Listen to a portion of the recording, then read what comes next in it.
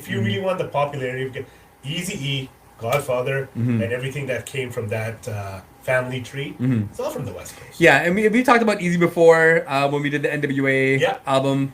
I think it never, we should never not make sure that we remind people of how 100%. incredible Eazy was. I'm a huge not just Eazy as guy. a artist, but as a businessman and as a celebrity. Yes. You know, one of the only artists that went to the White House. Bought a tape. And not went to Barack Obama's White House. No. Went to George Bush Sr.'s White House and was invited. He didn't bum rush the White House. He was invited as a guest.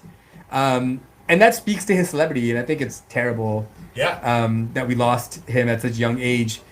Which speaks to another really interesting part of hip hop is losing artists at young ages. Yes. And it's nowadays you see it in a lot of genres. You know, unfortunately, like Amy Winehouse and drug Cobain, addiction is right. But hip hop really, you saw a lot in hip hop. Lots, unfortunately, and a lot of it was gang violence. It was violence. A lot of self-fulfilling prophecies. Now it's more drug related. Yeah. You're seeing a lot of overdoses, unfortunately. But back then, it wasn't so much drugs. It was more of just unfortunate violence. And speaking to the music, which again is really like a self-fulfilling prophecy, because a lot of hip hop artists rap about death. It's true. Death is a really common topic. That's very a lot of the greats in hip hop rapped about their own demise, rapped about dying, openly reflected on their deaths.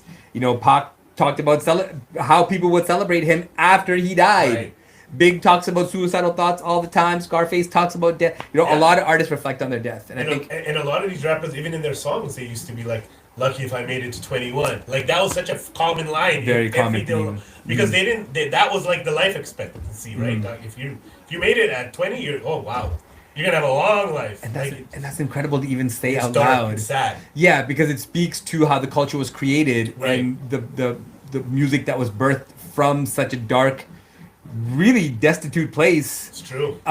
So in a way, it does become an escape, not just the writing of it, the performing of it, the creating of it, but the financial success of it afterwards. And I think that's really interesting.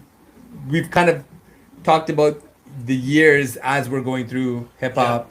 And then we kind of get into this new era of hip hop after Master P and Cash Money, where everyone's now their own label.